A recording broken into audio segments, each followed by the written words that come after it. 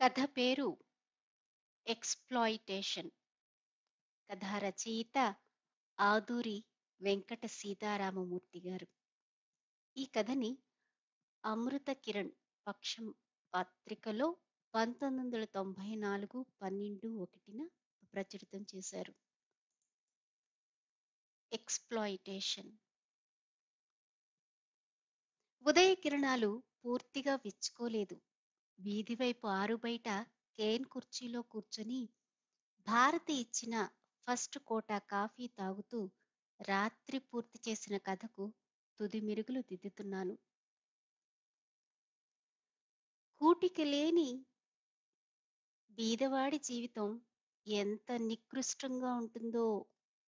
కాయకష్టం మీద ఏ పూటకా పూటే గడిచేవాడి పూరి గుడిసె జీవితం, వాడి నిజాయితీ, అమాయకత్వం, అన్ని రకాలుగాను అందరి చేత దోపిడీకి గురయ్యేవాడి శ్రమశక్తి, ఈ విషయాలన్నీ కథల్లో ప్రస్తావిస్తూనే కథలోనూ కథనంలోనూ కొత్తదనాన్ని చూపిస్తూ పూర్తి చేసిన ఆ కథ బాగానే వచ్చిందనిపించింది. ఏ పోటీకైనా పంపితే బహుమతి ఖాయమని కూడా అనిపించింది. వీధి గేటు చప్పుడైతే అటు వంక చూశాను. గేట్ అవతల ఎవరో అపరిచిత వ్యక్తి నిలబడి ఉన్నాడు.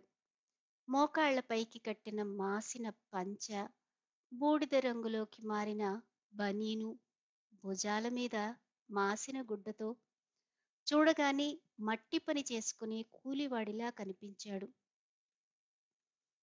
ఏమిటి అన్నట్లు చూశాను. ఎండు కొబ్బరి గిలకలో 2 తీసుకుంటాను బాబు అన్నాడు కొబ్బరి చెట్టు వంక చేయి చూపిస్తూ. వీధి వైపు మాకు ఒక కేరళ చెన్నంగి, ఒక గున్న మామిడి, ఒక మేలిరకం జామి చెట్టు ఉన్నాయి. వాటితో పాటు 4 రంగుల మందారాలు, 2 రకాల గులాబీలు, ఒక మల్లె, ఒక పారిజాతం కూడా ఉన్నాయి. ఏ కాలానికి తగ్గ పూలను కాయలను ఆ కాలంలో శక్తానుసారం ఇస్తూ ఉంటాయి. నీటి కరువు వల్ల మేమే వాటి పోషణ సరిగా చూడలేకపోతున్నామనిపిస్తుంది. అవి ప్రకృతి ధర్మానికి కట్టుబడి మాకు పూలు కాయలు ఇస్తున్నాయి. మేం వాటికి చేసిందేం లేకపోయినా అంటుంది భారతి ఎవరైనా వాటి ప్రస్తావన తెచ్చి పొగిడినప్పుడు. ఆ వీధంటూ వెళ్లే ప్రతి ఒక్కరి దృష్టి ఆ పూల మీద కాయల మీదే ఉంటుంది. స్కూలుకి వెళ్లే ఆడపిల్లలు పూలు ఇమ్మంటే కొందరు పెద్దవారే జామకాయలో మామిడి పిందులో అడుగుతుంటారు. ఇప్పుడు వీడు ఎండు కొబ్బరి మట్టలిమ్మని. మరొకప్పుడైతే వాడితో సంభాషణకు దిగి వాడి జీవితాన్ని తెలుసుకుని వాడికి కావలసిన మట్టలు ఇచ్చేవాణ్ణేమో. కానీ ఇప్పుడు నా చేతిలో కథ తుది మెరుగులు దిద్దుకుంటోంది. ఇప్పుడు వేయిలవదయ్యా, 4 రోజులు పై కనపడు. కాయలు కూడా కొన్ని దింపి మట్టలు పట్టుకుపోదు గాని వాడి వైపు నుండి దృష్టి మరలుస్తూ అన్నాను. 2 ఎండు గిలకలెయ్యండయ్యా బాబయ్య, బొత్తిగా పొయ్యిలోకి ఏమీ లేవు. ఏదైనా చిన్న చితకా పనుంటే చెప్పండి చేస్తాను అన్నాడు వాడు మళ్ళీ. వాడి వాలకం చూస్తే నా మూడు చెడగొట్టందే వెళ్ళేట్టుకు లేడనిపించింది. చెప్పాను గదా, ఇప్పుడు కుదరదు, వెళ్ళిరా అన్నాను వాడి వెంక చూడకుండానే కాస్త చిరాగ్గా. ఈలోగా లోపల నుంచి భారతి రానే వచ్చింది. వస్తూనే విషయం తెలుసుకుని, మాకు ఏదైనా పని చేసి పెట్టడానికి మనిషి కావాలన్నప్పుడు ఒక్కరూ పలకరయ్యా. అరగంట పనికి 25 రూపాయలు ఇస్తారా, 30 రూపాయలు ఇస్తారా అని బేరాలాడతారు. మీకు అవసరమైతే ఇలా బతిమలాడతారు అంది. అలాగెందుకమ్మా, ఈ మాట కాకేయండి. ఏ పనున్నా నాను చేసి పెడతాను. మీ కూలి పనులు చేసుకునే వాళ్ళమే కదా అన్నాడు వాడు. నిజమే, కాని మాకు అవసరం ఉన్నప్పుడు పలకరు. ఇంతకీ నువ్వెక్కడుంటావు అడిగింది భారతి. అదద్దదో అల్లదుగో బీచ్ ఒడ్డున మా కాంట్రాక్టర్ బాబుకి పని వచ్చింది. ప్యాలెస్ కడుతున్నాం. మా ఇల్లు ఇదిగో ఆ బాబుగారి మేడకి దగ్గరలో పాకల్లో ఉంటున్నాం అంటూ చెయ్యి చాపి కొండవైపు చూపించాడు. సర్లే, ఇంతకీ ఏమంటావు అడిగింది. మరేం లేదమ్మా, వంట పొయ్యి క్రిందకి పుల్లలు లేవు. ఆ 2 ఎండు కొబ్బరి గిలకలు ఇచ్చారంటే అని ఆగి, కాయలు దింపమంటే దింపుతాను. పనేటున్నా చెప్పండి చేత్తాను. డబ్బులేం వద్దులేండి అన్నాడు. ఎంచేతో భారతి కాస్త మెత్తబడ్డట్టయింది. సరే తీసుకో అంది. గేట్ తీసుకుని ఎప్పుడు లోపలికొచ్చాడో వాడు గ్రీన్ సిగ్నల్ ఇచ్చిందే తడవుగా పై మీదున్న గుడ్డ నడుంకు కట్టుకుని ఉడతలా చెట్టెక్కి తనకు కావలసిన ఎండుమట్టలు లాగి కింద పడేశాడు. నాకు కథ సాగడం లేదు. అంతకుముందు వాడు మాట్లాడిన మాటలే చెవుల్లో తిరుగుతున్నాయి. ఏం బతుకులో! రోజంతా ఆడ మగ రెక్కలు ముక్కలయ్యేటట్టు కష్టపడి పనిచేస్తారు. అయినా సజావుగా రోజు గడవని పరిస్థితి. రోజు కూలి 25 రూపాయలున్నా కాంట్రాక్టరు దగ్గర కుదురుకొని చేస్తే ఓ 10 5 తక్కువే ముడుతుంది. అయితేనే పనిలేని రోజుండదు. వారానికి ఓ మారు మొత్తంగా కూలి చెల్లింపులుంటాయి. ఆడమనిషి కూలి మగాడి కూలి కంటే తక్కువ. ఏమంటే ఆడకూలి అన్ని పనులకు పనికిరాదు. రాళ్ళు కొట్టడం, తవ్వడం వంటి పనులు చేయలేదు అంటారు. వ్యవసాయ పనుల్లేక పల్లెల నుంచి కూలి కోసం, కూడు కోసం పట్నాలు చేరిన ఇటువంటి వారంతా ఎక్స్‌ప్లాయిటేషన్‌కి గురవుతున్నారేమో అనిపించింది. ఈ విషయాలు కూడా నా కథలో జొప్పిస్తే కథ మరింత పరిపుష్టమవుతుందన్న ఆలోచనొచ్చింది. తనకు తెలియని విషయం గురించి, తెలియని జీవితాల గురించి రచయిత తన రచనల్లో చూపకూడదని ఓ పెద్ద రచయిత అన్న మాటలు గుర్తుకొచ్చాయి. అయితే తెలియని జీవితం తెలీదని ఊరుకునుకుంటే ఆ విషయాలను తెలుసుకుని రాయడం మంచిదే అని మరో విమర్శకుడు చెప్పిన మాటని నాకు అనుకూలంగా తీసుకుని ఈ కథ రాయడం మొదలుపెట్టాను. కూలివాడి జీవితం గురించి రాయాల్సి వచ్చినప్పుడు రచయిత ఆ జీవితాన్ని అనుభవించనక్కర్లేదేమో. అగో అది చూడు, ఆ 2 పచ్చి మట్టలే అయినా కిందక వాలిపోయి వచ్చేపోయే వారి తలలకు రాసుకుంటున్నాయి. కత్తిస్తాను కాస్త కొట్టేయ్ అంటోంది భారతి. అయ్యా వద్దండి అమ్మగారు, అయుంటే చెట్టుకి గెలకి కూడా బలం. అలాగే ఉండిండి అంటున్నాడు వాడు.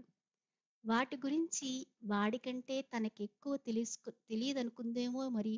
భారతి మరేం మాట్లాడలేదు. పోని బొండాల్లో ముదిరివేమన్నా ఉన్నాయేమో చూడు, ఓ 4 దింపుదువు గాని. డబ్బులు అక్కర్లేకుండా ఏ పనైనా చేస్తానన్నాడని కాబోలు వాడి చేతి ఆ పనైనా చేయించాలని భారతి ఉద్దేశం. ముదిరిలేవు లేవండి అమ్మగారు, మరి మరో 10 రోజులు పోనివ్వండి అంటున్నాడు వాడు. ఎండుమట్టలు గిలకలు కింద పడేసి దిగిపోయాడు. మళ్ళా ఆదివారం వస్తానండి అమ్మగారు. ఈ మొక్కలన్నిటికీ పాదులు తీసి కొబ్బరికాయలు దింపేత్తాను అన్నాడు. భారతి ముఖంలో సంతోషం చూడాలి. సరైన పనివాడు దొరక్క తను చేసుకోలేక మొక్కల సంరక్షణ చూడలేకపోతోంది. అలాగే మర్చిపోకుండా రా అని చెబుతూ, ఇదిగో చూడు, బొండం ఒలిచిన ఎండు డిప్పలు కూడా పెరట్లో బొప్పాయి చెట్టు మొదట్లో ఉన్నాయి. కావలిస్తే అవి కూడా కొన్ని తీసుకువెళ్ళు అంది. అన్నిటినీ తన పైగుడ్డలే వేసి ఓ పెద్ద మూట తయారు చేశాడు. ఎండుమట్టల్ని కూడా వేరేగా ఓ తాడుతో కట్టాడు. అప్పుడు గుర్తొచ్చింది నాకు వాడి చేత చేయించాల్సిన అసలు పని. ఎదురింటాయన ఇల్లు మరమ్మతులు చేయించి ఇటుక ముక్కల్ని, రాళ్ళని, పనికిరాని మట్టిని, ఇసుకని మా ఇంటి వైపు పోయించి మరమ్మతులు పూర్తి కాగానే వాటిని ఎత్తించకుండానే ఇల్లు అద్దెకిచ్చేసి కొడుకు దగ్గరికి విజయవాడ వెళ్ళిపోయాడు. మున్సిపాలిటీ వారితో పనివారితో చెబితే అవి ఎత్తడం తమ పని కాదన్నారు. చెత్తలెత్తే లారీవాడు కూడా పాతికిస్తే ఆలోచిస్తానన్నాడు. ఏమైతేనేం సుమారు 6 నెలలుగా అది మా ఇంటి ముంగిట్లో అసహ్యంగా ఉంది. దాన్ని కాస్త పారతో మా గుమ్మం ముందు లేకుండా పక్కకు తీయించి ఓ 5 రూపాయలు చేతిలో పెడితే వాడు సంతోషిస్తాడు, మాకు బాగుంటుంది అనిపించింది. కథ కాగితాల్ని పక్కకు సర్ది లేచాను. ఇదిగో ఆ నీ పేరేంటన్నావు? సోములండి. మీ కుటుంబం ఎందరేంటి? ఇక్కడ నేను మా ఆడది ఓ సంటి పిల్లానండి. వీటితో మీకు 4 రోజులు పొయ్యిలోకి ఢోకా ఉండదనుకుంటాను. అవునా? అన్నాను. మీలాంటి బాబులు దయ ఉంటే మాకేటి బాబు అన్నాడు వాడు. చూడు సోములు, నువ్వో చిన్న పని చేసి పెట్టాలోయ్. ఏటి చెప్పండి బాబు. వీధి గుమ్మంలోకి తీసుకెళ్ళి వివరంగా చెప్పాను. పార ఇస్తాను, ఆ మట్టి రాళ్ళు కాస్త పక్కకి లాగేస్తే చాలు. అంతే గదా, చేస్తాను బాబు, అదో పనా అన్నాడు తలెగరేసి. రోజు ఇబ్బంది పడుతున్నా నాకు ఆ ఆలోచన రాలేదు సుమండి అంది భారతి నా వంక ఆశ్చర్యానందాలతో చూస్తూ. వెనక గదిలో అటక మీదున్న పార కోసం వెళ్ళి వచ్చేసరికి భారతి ఏదో పొట్లాం కట్టి వాడికి అందిస్తోంది. నన్ను చూసి, ఏదో నంజు కావాలంటేను పాత ఆవకాయ ఇచ్చాను అంది. ఇక వీడి అదృష్టం పండింది అనుకున్నాను. పార ఇక్కడే ఉంచండమ్మా, ఇవి కాస్త ఇంటికాడికి ఇచ్చేసి వస్తాను. మా ఆడది పొయ్యిలోకి లేక అగ్గి రాజేయకుండా కూర్చునుంది. పిల్లదాయి బువ్వ కోసం ఏడుస్తా ఉన్నది అన్నాడు. వాడి స్థితికి జాలి వేసింది. పొద్దున్నే వంట గ్యాస్ అయిపోతే అటు స్పేరు సిలిండరు లేక, ఇటు స్టవ్లోకి కిరాసనాలు లేక తను పడే బాధ భారతి మదిలో మెలిదిల్లినట్టుంది. సరే సరే, ఇచ్చేసి త్వరగా రా అంది. అలాగేనమ్మా, క్షణంలో రాను అంటూ తల మీద మోపు, భుజం మీద మూటా ఉంచుకొని భారంగా కదిలాడు. కథను మళ్ళీ చేతిలోకి తీసుకొని శ్రమజీవి దైనందిక దయనీయ జీవితాన్ని మరింత పకడ్బందీగా రాయాలనే ప్రయత్నంలో పడ్డాను నేను. ఎటు ఆదివారం కదా, ఇంటి ముందు శుభ్రం చేయిస్తే ఎంచక్కా పని మనిషి చేత పేడ కల్లాపి చిక్కగా చల్లించి పెద్ద ముగ్గు పెట్టాలని మెట్ల మీద కూర్చుని వాడి కోసం ఎదురు చూస్తోంది భారతి. అరగంట గడిచింది, గంట గడిచింది, సోములు వెళ్ళి రోజులు కూడా గడిచాయి. భారతి ఎదురు చూస్తూనే ఉంది, ఏదో గుడ్డి నమ్మకంతో. నా కథ పూర్తయి పేదవాడి బ్రతుకు పేరిట అందంగా అచ్చులోకి కూడా వచ్చేసింది.